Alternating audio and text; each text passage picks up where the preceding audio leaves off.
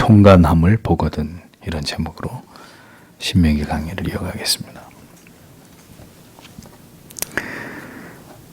하나님께서 도덕적 순결을 이스라엘 백성들에게 거듭 강조를 하십니다. 그 이유는 타락한 인간들이 그들 스스로의 존재를 더럽히고 무너뜨릴 때 스스로 자초하게 되는 가장 어리석은 죄가 바로 성적인 타락이고, 이 성적인 타락의 죄는 자기 개인에게만 피해를 주는 죄가 아니라 여러 사람에게 고통과 아픔을 주게 되고, 나아가서 이러한 개별적인 죄악을 방치하게 되면 결국 이스라엘 사회 전체가 위험에 빠지고 이스라엘 공동체가 와해될 수 있는 매우 중대한 문제였기 때문에 그렇습니다. 그러니까 이런 것들이 사탄의 역사인 거죠. 철저하게 교회를 파괴하고 성도의 가정을 파괴해서 하나님이 지으신 창조의 질서와 제도를 다 무너뜨림으로 하나님의 뜻을 깨트리려고 하는 이런 모든 저희가 다 그 사탄이 가지고 있는 궁극의 목적이라는 거죠. 그래서 우리는 하나님이 세우신 이러한 모든 질서와 제도와 하나님의 법이 허물어지고 무너지는 때에 우리가 철저하게 하나님의 말씀을 붙들고 하나님의 말씀에 따라서 대응해야 되고, 그런 일이 일어나지 않도록 힘써야 되는 것입니다. 또 어떤 시대건 간에 이 도덕적 순결을 지켜나가는 일을 구별된 하나님의 자녀들로서 이것을 생명처럼 귀하게 여겨야 된다는 것을 기억해야 합니다. 그러니까 성적으로 타락한 그리스도인이라는 게 성립이 되는 말인가요? 성적으로 타락한 목회자, 성립될 수 없는 말이잖아요. 그 존재 자체로 하나님의 이름의 영광에 먹칠을 하게 되는 사람들인데, 그런 것들이 다 무너지고 나서야 우리가 어떻게 세상 사람들 앞에서 진리의 복음의 영광을 드러낼 수가 있겠습니까? 그렇기 때문에 도덕적 순결, 이것은 굉장히 그리스도인들에게 중요한 부분이고 하나님께서 그토록 강조하신 부분이라는 것을 우리가 기억해야 되는 것입니다. 신명기 말씀은 이 시대를 살아가는 우리들에게 실로 매우 중요한 진리를 교훈하고 있다는 점을 염두하면서 우리가 이 말씀을 생각해 보아야 할 것입니다. 지난주에는 하나님께서 처녀의 순결의 문제에 대해서 신랑이 어떤 이유로 그 부정함에 대해서 고소를 하게 될 때 이 문제를 어떻게 처리하고 정리해야 되는지에 대해서 하나님의 말씀하신 준칙에 대해서 생각을 해보았습니다. 오늘은 그 밖에도 남녀의 부적절한 관계 속에서 발생하게 되는 이런 어떤 성적인 이런 문제들에 대해서 어떻게 이런 문제들을 이스라엘 공동체 안에서 해결해야 되느냐에 관한 하나님의 법령을 신명기가 말씀하고 있는 이 부분을 생각해 보도록 하겠습니다. 먼저 하나님께서는 남녀 간의 간통의 문제에 대해서 어떻게 이 문제를 처벌해야 되느냐에 대한 문제를, 법을 말씀하셨습니다. 22절, 23절. 만일 남자가 여자 곧 주인의 안주인과 함께 눕는 것이 발견된다면 그때 그 여자와 함께 누운 그 남자와 그 여자는 다 죽어야 할 것이다. 그리고 너는 이스라엘 중에서 악을 제거해야 할 것이다. 만일 소녀가 남자에게 약혼된 처녀라면, 그리고 남자가 그녀를 성읍 안에서 만난다면, 그리고 그가 그녀와 함께 눕는다면, 그때 너희는 그들 둘을, 24절, 그 성읍의 문으로 끌어내야 할 것이다. 그리고 너희는 그들을 돌들로 쳐야 할 것이다. 그리고 그들은 죽어야 할 것이다. 그 처녀는 성읍 안에 있으면서 소리 지르지 아니한 일을 인하여, 그리고 그 남자는 그의 이웃의 아내를 욕보인 일을 인하여 이같이 너는 내 가운데 악을 제거해야 할 것이다. 이렇게 기록이 되어 있습니다. 어떤 남자가 남편이 있는 여인과 관계를 맺게 될 때 간통을 저지르게 된 일이 드러나게 되거든 하나님께서는 그 둘을 다 죽여야 된다. 이렇게 명령하십니다. 다른 부부의 결혼이라고 하는 이 신성한 연합을 깨뜨렸기 때문에 남자는 죽어야 되고, 여인은 혼인의 신성한 언약을 스스로 파기했기 때문에 죽어야 했습니다. 그러니까 하나님께서 이 간통의 행위를 분명하게 죄로 간주하셨다는 거죠. 그것도 그냥 죄가 아니라 반드시 죽음으로 갚아야 되는, 죽음으로 갚아야 될 만큼 매우 중대한 죄로 남녀 간에, 남자와 유부녀 간에, 혹은 반대 경우도 있겠죠. 유부남과 처녀 간에 이러한 간통의 문제를 중대한 죄로 하나님이 다스리셨다라는 거죠. 그러니까 일반적으로 유대 사회에서는 이 경우에 이렇게 해서 이 간통의 죄가 드러나게 된 남녀를 돌로 쳐 죽였습니다. 메소포타미아 같은 경우는 간통한 남녀를 둘 다 물에 던져서 수장을 시켰습니다. 하나님께서는 이스라엘이라는 나라와 민족의 기초가 되는 이 가정이 이러한 도덕적인 문란함으로 파괴되는 것을 하나님은 절대로 용납하시지 않았습니다. 구별된 하나님의 백성들로서 그들은 결코 다른 이방의 나라들에서 찾아볼 수 없는 매우 높은 도덕성, 거룩함을 가지고 그들이 이 땅에서의 삶을 영위해 나아갈 것을 하나님은 이스라엘 백성들에게 요구하고 계셨던 거죠. 그런데 이러한 죄악들이 빈번하게 발생하게 될 때 이스라엘 사회는 부도덕한 사회가 되어지고 가정은 다 파탄이 나게 될 것이고, 그렇게 될 때 하나님과의 언약을 굳게 지키고자 했던 동기는 모든 이스라엘 백성들 안에서 모두 무너지게 되는 것이고, 결국 이스라엘 전체의 타락을 불러올 수 있을 만큼 이 문제는 중대한 사안이었기 때문에 하나님께서는 이러한 죄악에 대해서 최고의 징벌로 그들의 죄를 죽음으로 물게 해서 이스라엘 가운데 악을 그렇게 제거하라고 분명히 명령하신 것을 볼 수 있습니다. 그러니까 공동체의 순결성을 계속 유지하는 것은 이스라엘로 하여금 하나님 앞에서 예배적 공동체로서의 그 구별됨을 지키는 일에 있어서 매우 중요한 문제가 아닐 수 없었기 때문이라는 거죠. 간통죄가 폐지된 것은 더욱더 가정의 파괴를 부채질하는 요소가 되는 것이고, 결국 사회 전체에 악 영향을 미치게 되는 문제를 반드시 불러일으키게 되는 것입니다. 그런데도 간통죄에 대한 이 형사적 처벌은 위헌이라는 그런 이유를 들어서 몇 년 전에 대한민국에서 간통죄가 폐지되었습니다. 그래서 이제는 민사상의 책임만을 져서 부부가 이혼을 하고 재산권 분할만 이루어지면, 재산권 분할을 위한 재판만 진행되면 그냥 깨끗하게 간통의 문제에 대해서는 문제가 해결되는 쪽으로 이렇게 이제 이런 상황으로 모든 상황이 바뀌었죠. 자, 그렇게 되면 누가 결혼의 신성함을 지키고자 할 것이며, 더 나아가서 결혼을 반드시 해야 하는 이유도 사라지게 되는 결과를 장기적으로 볼 때 점차로 가져오지 않겠습니까? 간통죄에 대한 형사적 처벌이 없단 말이에요. 그러니까 그냥 합의해서 돈 얼마 위자료 주고 이혼하면 그만인 거예요. 그럼 누가 이제 검은 머리 팥불이 될 때까지 이 결혼의 엄숙한 서약을 지키면서 그렇게 살겠냐고요. 남자든 여자든 바람이 나버리면 재산권 분할해가지고 합법적으로 이혼해서 그렇게 이제 또 다른 사람 만나서 살다가 또 문제가 터지면 또 그렇게 하고, 이제 그런 시대가 되어버린 것입니다. 결혼을 하면 모두가 불행해진다는 것을 드라마나 영화를 만들어서 대중들에게 계속해서 각인시키는 거예요. 그래서 더 결혼을 혐오하게 만드는 이런 모든 일들이 여러분 왜 이 시대에 일어나고 있습니까? 왜 사람들로 하여금 가정을 갖는 것이 얼마나 의미 있고 복된 일이고 아버지와 어머니가 되고 자녀를 낳는다는 것이 얼마나 하나님 앞에서 이게 엄숙하고 신성한 우리에게 주어진 사명이며 하나님이 주시는 이 땅에서 많은 위로와 행복을 얻을 수 있는 수단이라는 걸 강조하지 않고 어떻게 해서든 이제는 가정을 해체시켜 버리려고 하는 이런 일들이, 결혼을 기피하게 만들고 육아를 거절하게 만드는 이런 일들이 왜 페미니즘이라는 어떤 이런 사탄적인 어떤 사상을 통해서 광범위하게 전 세계적으로 퍼져나가고 있냐 이거죠. 그러니까 이 배후에 뭐가 있는지를 우리가 분명히 알아야 한다는 것입니다. 모두 사악한 인간의 죄성 때문이고 그 뒤에는 사탄의 역사가 있다는 것을 알아야 된다는 거죠. 하와를 유혹한 사탄이 여전히 인간의 본성을 자극하면서 하나님의 질서와 법에서 떠나게 하고 있는 거잖아요.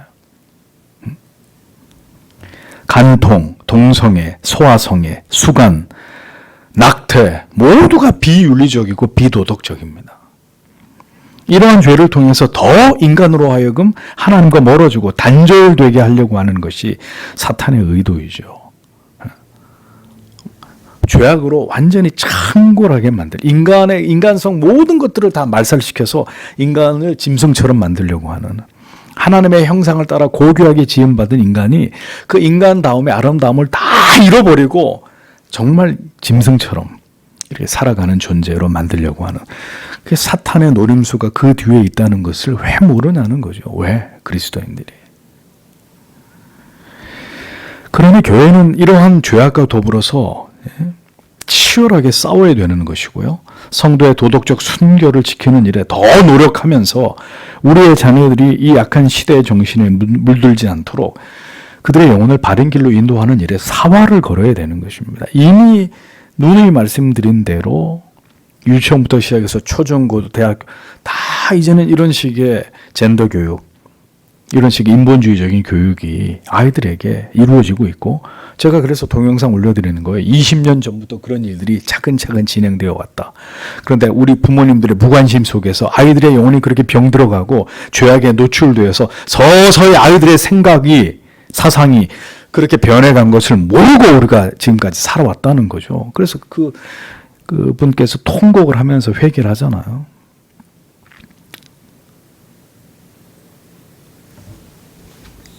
이제 결혼의 신성함을 주장하는 것은 여러분, 이 사회 안에 교회밖에 없어요. 학교에서 어디서 결혼의 신성함을 가르칩니까? 아무도 이제 이 하늘 아래 이런 결혼 제도의 아름다움을, 신성함을 강조하고 주장하는 곳은 교회밖에 없어요. 이러한 시대의 그리스도인들은 어떤 성경적인 윤리의식과 도덕권을 가지고 살아가야 하는지를 이제 깊이 생각하지 않으면 안 되는 시대가 되었다는 것입니다. 하나님께서 남자와 유부녀와 통간을 하고 이어 처녀가 남자와 약혼을 한 이후에 다른 남자와 간통을 저지르게 되는 이런 경우, 두 번째 경우 역시 다 죽이라고 말씀하십니다. 약혼을 한 관계도 성경은요, 결혼을 한 것으로 간주합니다. 그래서 다른 남자의 아내와 간통을 저지른 그 남자와 여인 모두 다 죽여라. 하나님이 분명히 명령하십니다. 여인이 죽임을 당하는 이유는 자신이 한 남자의 아내가 될 여인으로 다른 남자가 자신을 범하려고 할 때 적극적으로 소리를 지르면서 이것을 거부하지 않았기 때문이고, 아직 첫 번째를 얘기하고 있습니다. 적극적으로 거부 의사를 표하지 않은 경우에 그 여인은 타의가 아니라 자의적으로 그 남자와 간통을 저지른 것으로 성경은 그렇게 간주하는 거예요. 간통이 이루어진 곳이 성읍이었단 말이죠. 그럼 얼마든지 기피할 수 있는 환경이었음에도 남자와 여자가 성읍 안에서 관계를 맺었다는 것은 두 사람이 마음이 통했기 때문에 가능한 일이었던 것으로 성경은 이렇게 보는 거예요. 약혼을 한 사이였음에도 불구하고, 다른 남자와 약혼을 한 사이였음에도 불구하고 이 남자와 자기의 순결을 보호하기 위한 어떤 적극적인 조치를 취하지 않았다는 것은 소극적인 승낙의 의미로 간주해서 이 여인에게도 분명히 책임이 있다라는 것이 성경의 입장입니다.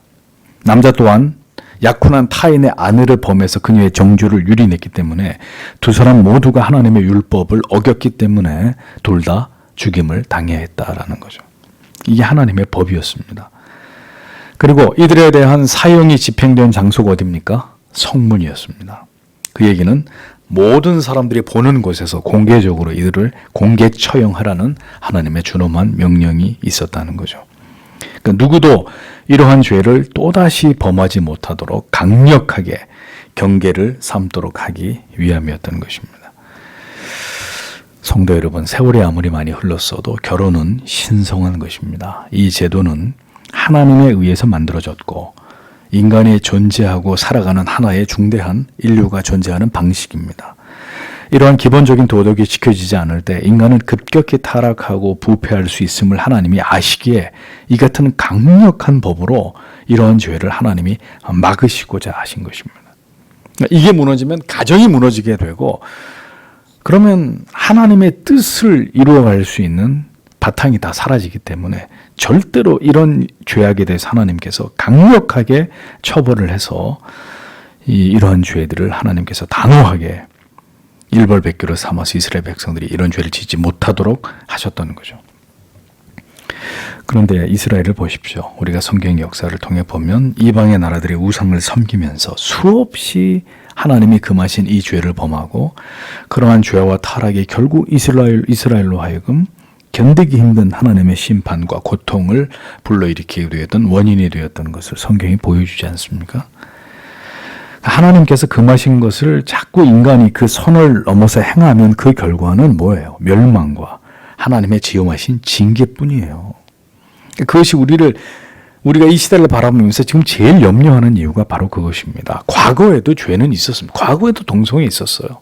과거에도 간통죄 같은 거 있었습니다. 그런데 그때는 법으로 그것을 막아서 그것이 수치스럽고 부끄러운 죄고 또 사회 자체가 그것을 허용하지 않았기 때문에 음지에서 보이지 않는 곳에서 그렇게 일어나던 일들이었잖아요.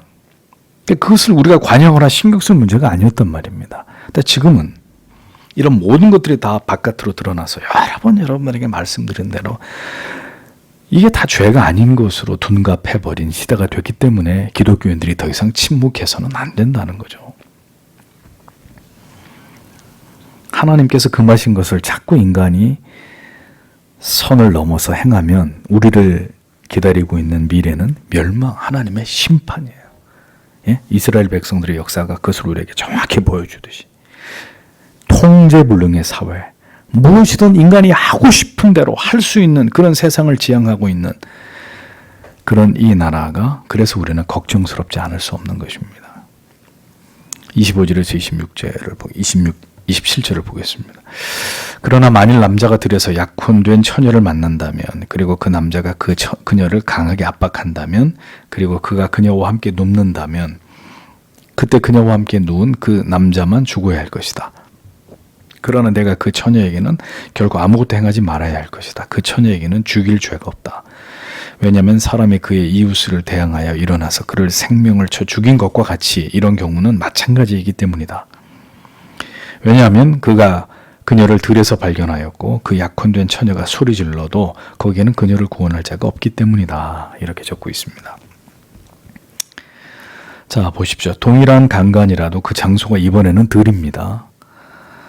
그러면 그래서 이러한 행위가 이제 남자에 의해서 어느 약혼한 처녀에게 벌어지게 되었을 때 그녀가 아무리 들에서 소리를 지르고 저항을 해도 들이에요, 장소가. 즉 아무도 그녀가 지르는 비명소리를 들을 수 있는 사람이 없었기 때문에 적극적으로 자기의 순교를 지키기 위해서 노력했음에도 불구하고 아무런 소용이 없는 이런 경우에는 그래서 그 여인이 남자에게 강간을 당한 경우에는 그 여인에게는 아무런 해를 가해서는 안 된다.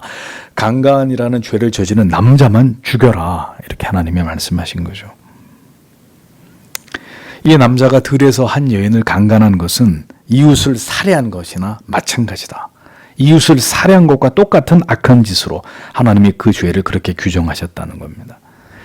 남자가 들에서 강압적인 힘으로 일방적으로 약혼한 처녀를 강간했으니 이는 그를 사람을 살해한 것과 동일한 죄를 간주해서 죽여라. 이렇게 하나님께서 엄히 말씀하셨습니다. 힘없는 여인을 욕보인 죄는 그녀를 죽인 것이나 다름없다는 거예요. 이게 성경의 해석입니다. 참 합리적이죠.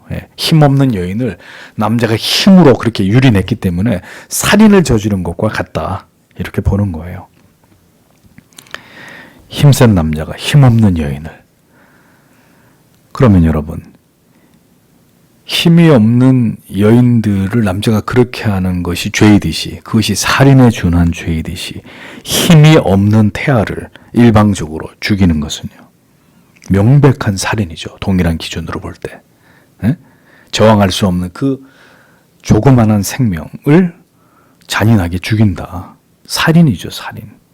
그 힘없는 아무것도 저항할 수 없는 태아를. 그 동성애자는 보호되어야 한다고 하면서 낙태는 허용되어야 된다. 무슨 말 같지도 않은 소리입니까? 이게 인간의 추악한 이중성인데 몸서리가 쳐지는 거죠. 이런 논리들이 어떻게 가하냐 말이죠. 어떻게. 뭐 좀 상식적으로 맞는 얘기를 해야 어떤 것은 동의를 해줄 수 있지 않습니까? 뱃속에 있는 아이는 그렇게 갈기갈기 찢어 죽여도 상관없고 동성애자들은 소수의 동성애자들은 보호해 주어야 되고 무슨 이런 논리가 있냐는 거죠. 참으로 이 죄들을 도대체 어떻게 감당하려고 이러는 건지. 참. 들판에서 강제로 약혼한 여인을 겁탈하고 강간한 자는 살인과 동일한 죄를 범한 것이기 때문에 그가 받을 벌은 사형이었습니다.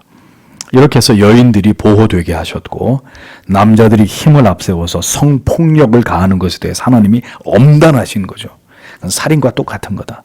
죽여라 무조건. 그런 남자들은 다 죽이라 이거예요. 이런 죄들은 결코 선민 이스라엘 안에서 일어나서는 안 될 일이기 때문에 하나님께서는 엄히 이러한 죄악들에 대해서 그 처벌을 강화하시는 것입니다. 자, 또 다른 간통이 저질러진 경우에 하나님의 명령이 이어서 기록이 되어 있습니다. 28절에서 30절. 만일 남자가 약혼의 서약을 받지 않은 처녀인 소녀를 만난다면, 그때 그가 그녀를 붙든다면, 그리고 그가 그녀와 함께 눕는다면, 그리고 그들이 발견된다면, 그때 그녀와 함께 누운 그 남자는 그 처녀의 아버지에게 은 50세겔을 주어야 할 것이다. 그리고 그가 처녀를 욕보였기 때문에 그녀는 그를 위해 아내가 될 것이다. 그는 그의 모든 날들 동안 결코 그녀를 보낼 수 없다. 사람이 그의 아버지의 아내를 결코 취하지 말라. 그리고 그는 그의 아버지의 옷자락을 결코 벗기지 말아야 할 것이다. 이렇게 기록이 되어 있습니다. 자, 앞의 경우들은 약혼을 한 처녀와 간통 혹은 강간을 저지른 경우예요. 본문은 약혼을 하지 않은 그냥 처녀에 대한 강간의 사건, 여기에 대한 처벌과 조치에 대한 말씀입니다. 약혼을 하지 않은 처녀를 남자가 일방적으로 강간을 했을 때 어떻게 해야 되느냐? 그는 반드시 자기가 강간한 그 여인을 아내로 맞아야 된다. 그리고 그 처녀의 아버지에게 은 50세겔을 주어야 한다라는 게 법이었습니다. 그리고 평생토록 그녀를 절대로 버리지 않고 아내로 함께 살아가야 된다. 이게 하나님의 법이었습니다. 이 경우에 간음을 저지른 남자가 죽음에까지 처하지 않은 것은 그녀가 한 남자의 아내 혹은 약혼녀를 강간하지 않았기 때문이다라는 거죠. 그러면 여러분들이 분명히 특히 여성분들께서 이의를 제기하실 거예요. 아니, 그러면 이런 경우에 강간을 저지른 남자의 처벌은 왜 이렇게 약한 것이냐? 그럼 강간해도 된단 말이냐? 데리고 살 것 같으면 강간을 저질러도 상관없다는 뜻이냐? 그런 말이 아니고요. 이 말씀을 이해하려면 당시 고대 사회를 조금 더 우리가 이해할 필요가 있습니다. 당시 고대 사회를 지금의 모든 법과 윤리와 도덕이 훨씬 더 발전된 이 시대와 비교하는 것은 무리죠. 이스라엘 백성들이라 할지라도 그들은 뚜렷한 율법 없이 오랜 세월 그들의 관습에 의해서 남존 여비의 이런 관습 속에서 살아왔던 자들이 유대인들이지 않습니까? 그러니까 당대의 저급한 어떤 성윤리에 대한 의식 수준을 감안한다면 이러한 일이 벌어진 경우에 남자로 하여금 평생에 네가 범한 그 여인을 아내로 책임을 지게 함으로써 앞날을 위한 합리적인 해결책을 모색해 주는 것이 더 바람직하다고 이렇게 여겨졌기 때문입니다. 지금 같으면 뭐 말도 안 되죠. 지금 같으면 곧바로 뭐 강간범으로 그냥 구속되는 사안이지만 그 당시에는 그렇게 됐을 경우에는 그녀의 남편이 되기 위해서 신부의 아버지에게 지참금을 주고 그 다음에 이제 평생 그 대신 버리면 안 돼요. 이 여인도 동일한 부정을 저지르기 전까지는 이 아내를 평생에 내가 책임을 지고 아내로 그렇게 살아야 되는 이 하나님이 말씀하신 법이란 말입니다. 그러니까 모두 다 죽이는 것으로 벌하시는 것만이 아니라 어떤 경우에는 그들이 비록 죄를 지었지만 더 발전된 관계 안에서 서로 좋은 결과를 향해서 나아가도록 하나님이 이렇게 이런 부분에 대해서 유도를 하고 계시는 이런 부분을 우리가 보게 되는 거죠. 그런데 이제 여기서도 예외적인 경우가 있어요. 강간하면 그럼 다 자기 아내로 삼아야 되느냐? 천만에요. 만약 강간당한 그 여인의 입장이나 그녀의 아버지가 네가 내 딸을 강간했어도 절대로 내 딸을 너 같은 도둑놈한테 내가 줄 수 없다. 그리고 그 여인도 그것을 허락하지 않는다면 강제적으로 절대로 아내로 삼을 수 없었습니다. 이 경우에는 은 50세겔을 처녀의 아버지에게 드리고 결혼은 포기해야 되는 거예요. 그게 출애굽기 22장에 나오는 이것과 유사한 관련된 법령이에요.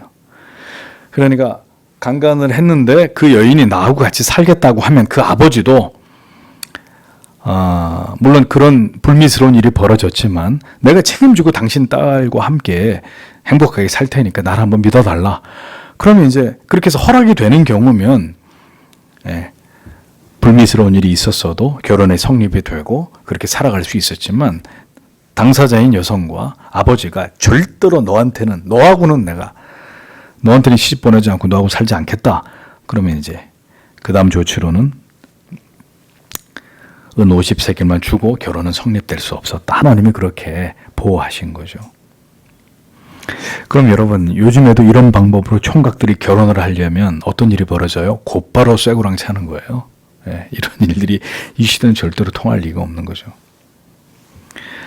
마지막으로 30절에 보면 아버지의 첩과 관계를 맺거나 결혼할 수 없다는 법령이 기록되어 있습니다.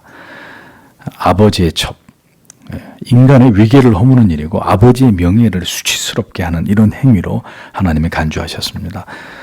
인간의 감정을 내가 계모랄지라도 계모를 사랑하게 됐다. 내 어머니, 물론 내 친어머니는 아니지만 그럼 나 사랑하게 됐다. 그럼 사랑하면 다 결혼하는 거야. 사랑하면 다 범하는 거냐. 인간의 감정을 무분별한 대상을 상대로 품는 것, 성경은 금하는 거예요. 금하는 거예요. 이건 하나님이 세우신 질서가 아니라는 거예요. 자, 여러분 보십시오. 인간이 원한다고 해서, 내가 원한다고 해서 모든 것을 욕망의 노예가 돼서 내 마음대로 취하는 거 죄입니다. 죄. 이걸 허용하게 될 때 결국 인간다움을, 도덕과 윤리를 더럽히게 되고 인간이 짐승이 되고 마는 것입니다. 성경은 분명히 말합니다. 인간의 욕망은 금지된 대상을 향할 수 없다. 네가 아무리 사랑해도 사랑해서는 안 될 대상이 있는데 그 대상을 향해서 네가 사랑을 품고 네가 행동을 범하면 그건 하나님 앞에서 분명히 죄가 되고 죽을 수도 있다 이거죠. 죽을 수도. 그런데 추악한 인간들이 저지르는 죄가 뭡니까? 이거는 내가 사랑하는 거야. 이건 내 행복을 위한 거야. 그러니까 아무도 막지 마. 하나님은 네가 사랑할 수 있는 대상은 정해져 있다. 만약에 네가 사랑해서는 안 될 사람들을 임의로 네가 좋다고 해서, 네가 사랑한다고 해서 그 사람의 위해를 가하면 넌 죽는 거다. 이게 하나님의 법인데 지금 인간은 어때요? 내 행복이니까 내 마음대로, 내가 남자가 남자를 사랑하든 여자가 여자를 내가 걔를 말을 끌어안고 자든 신경 쓰지 말라는 거 아닙니까? 내가 사랑하니까. 내가 사랑하는데 당신들이 뭐냐 이거죠.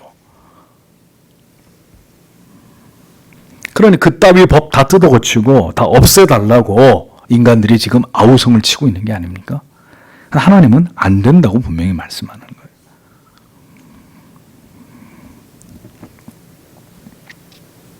이런 것들을 다 허용하면 어떻게 되겠어요? 인간이 추악해지는 것입니다.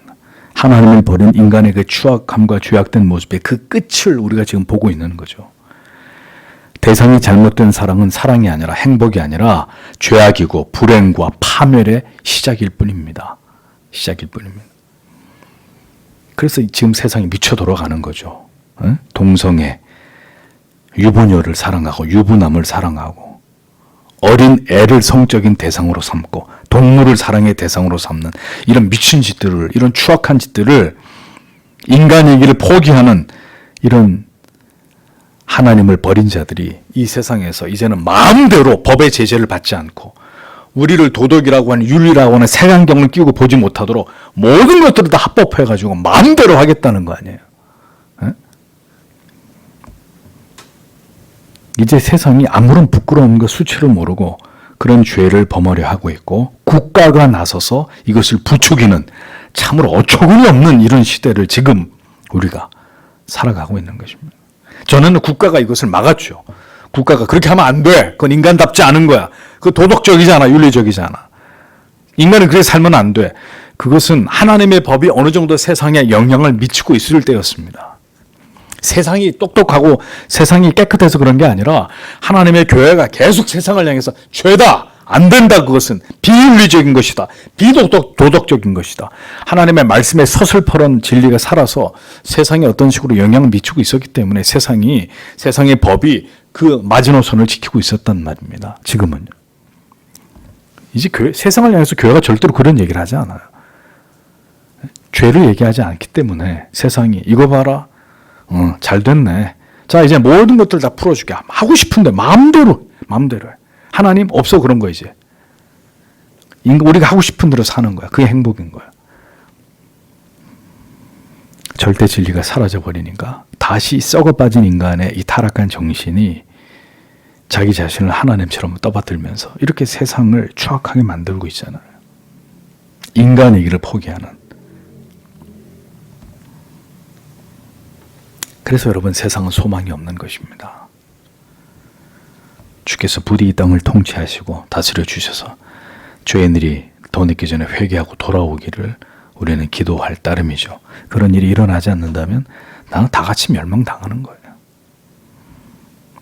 그러려면, 그런 일이 일어나려면 어떻게 합니까? 지금, 바로 지금, 차별금지법이 통과되려고 하는 이 모든 상황 속에서 모든 교회들이 일어나서 죄입니다, 죄! 그것은 절대로 허용할 수 없는 죄입니다. 소리 질러야 되는 거죠. 동성애자들이요, 회개하고 당신들의 추악한 행위를 버리고 돌아오십시오. 우리가 당신들을 사랑하고 그리스도의 사랑으로 품고 당신들을 섬길 것입니다. 당신들의 삶이 그리스도 안에서 진정한 행복을 누릴 수 있도록 도울 것입니다. 그러나 동성애만큼은 죄이기 때문에 버려야 합니다. 버려야 합니다. 수치스럽게 부끄럽게 얘기해야 하는 그런 행위입니다. 라고 소리를 내서 깨워야 되는 거죠, 저 사람들을. 그렇게 하지 않으려면 교회는 필요가 없는 거예요. 그리스도인들이 존재할 이유가 없는 거예요. 어줍지 않은 인간에 대한 박해를 앞세워서 하나님의 법을 무너뜨리려고 하거나 거스르려고 하지 말고 하나님의 세우신 질서와 제도를 인간이 허무는 일을 중지하도록 더욱 성도들이 세상을 향해서 소리를 내면서 그들의 죄를 죄라고 말하고 그 죄로 인해서 영원한 지옥의 불이 지금 타오르고 있으니 당신을 위해 그 영원한 지옥불이 준비되어 있으니 회개하고 돌이켜 예수를 믿어야 한다고. 여러분, 우리는 여전히 그들에게도 복음을 전해야 될 의무와 책임이 있다는 것을 잊지 않으셔야 합니다. 부디 우리에게 하나님의 긍휼과 자비가 임하여 주시기를. 이렇게 굴러가는 세상을 막을 힘이 우리에게는 없지만 적어도 성경이 우리로 하여금 무엇을 해야 된다라고는 분명하게 말씀하고 계시기 때문에 외면하면 안 돼요, 성도 여러분. 오늘도 구역장님들과 말씀 나누죠. 아니, 왜 그리스도인들이 동성애법, 차별금지법 이런 일들이 벌어지는 데 대해서 아무것도 모르시냔 말이에요. 왜 아무것도 모르고 거기에 관심을 갖지 않으시냐고요. 이게 어떤 일인데요, 지금? 우리 모두 정확히 이걸 알고 어떻게 세상이 뒤바뀌고 있는지를 알고 여기에 대해서 대응을 하고 기도하고 그리고 교회가 우리 성도들이 하나님 앞에 이러한 사명을 감당하지 못한 것을 뼈를 깎는 회개를 통해서 하나님 앞에 우리가 회개하고 그런 일들이 교회들마다 일어나야죠. 어쩌자고 이런 데 대해서 무관심하시는 겁니까? 안 됩니다, 성도 여러분. 절대로 안 됩니다. 반드시 하나님이 우리에게 우리의 행위에 대해서 하나님께서 그 행위의 옳고 그름을 판단하실 것입니다. 지금 이 시대의 교회들이 무엇을 하느냐? 성도들이 한 사람 한 사람이 지금 이렇게 돌아가는 세상을 향해서 우리가 지금 어떤 노력을 하고 있느냐? 하나님이 분명히 보고 계십니다. 여기에 왜 무슨 정치적인 이념이 나오고 좌파 우파가 왜 나옵니까? 여기서 모두 다 모든 교회들이 성도들이 일어나서 아니오라고 얘기를 해야 되는 상황인데요. 오늘도 주신 말씀을 생각하면서 하나님 부디 이 일들을 막아주시고, 그러나 하나님이 이 일을 막아주실 때는 교회가 영적으로 회개하고 돌이키지 않는다면 하나님 막아주실 이유가 없는 거죠. 아니, 그리스도인들조차도 차별금지법을 왜 반대하냐고 하는 목사와 성도들이, 교인들이 있는 판국인데, 참 정말 기가 막힐 상황 아니겠습니까? 그런데 하나님이 뭐로 저걸 막아주시겠어요?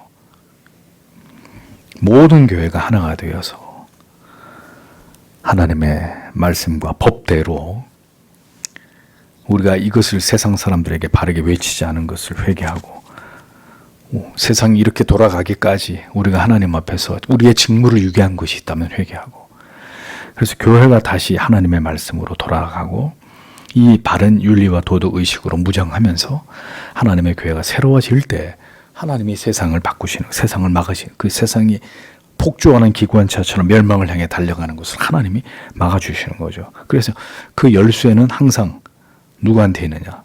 교회, 우리에게, 성도들에게 그 열쇠가 주어져 있는.